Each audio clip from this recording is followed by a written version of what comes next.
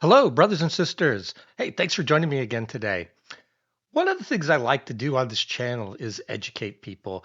And the laws in the UK are so crazy that Americans have no idea if what they're doing is breaking the law or not. I have even had a conversation on TikTok with someone who was here in the States who was going to go for a trip to the UK, but was afraid they were going to break the law because they kept seeing all this crazy stuff coming out of the UK and wanted tips on what to do that Americans wouldn't know that we're breaking the law in the UK.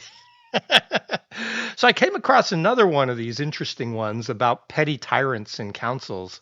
And I did a story on this maybe about a month ago about the woman who was fined for putting an envelope in the bin. And I'm not making that up. That's a true story. Go back and look. Well, now I found another one. Woman fined 150 pounds for pouring coffee down the drain. Like you would. Who watching this video has not poured coffee or some sort of drink down a drain?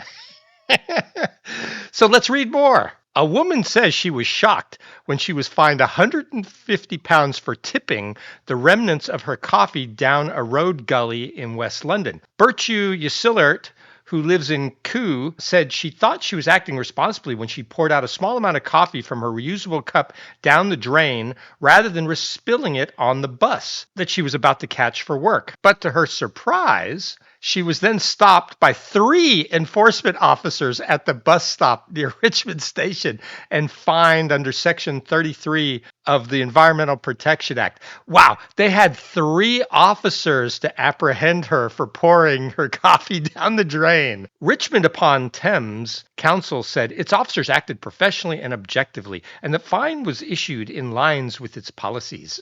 Miss Yillisert said, I noticed my bus was approaching, so I just poured the leftover bit. It wasn't much, it was just a tiny bit, as you would.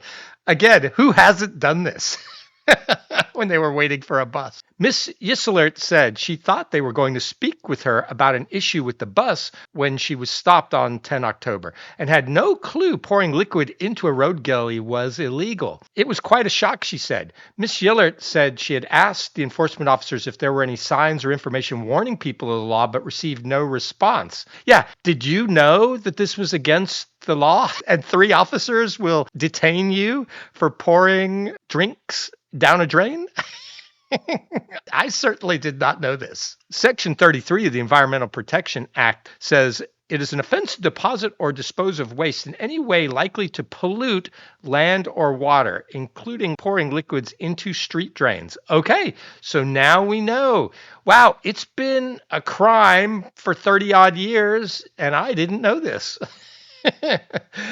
Miss Yisselert was fined 150 pounds, which can be reduced to 100 if paid within 14 days.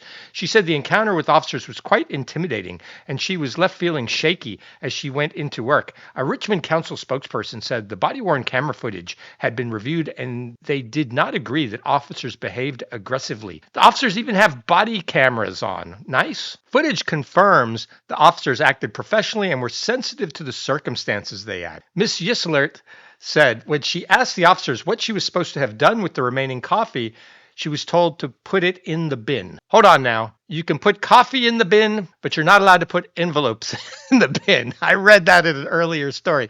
And I've looked, these bins have no signs on them. So I don't know what different bins are for. If anyone has a good graphic that they could link in the comments, I'd appreciate it. And for all of my viewers who didn't know this, this piece of education might save you 150 pounds and some bother with the local Karens.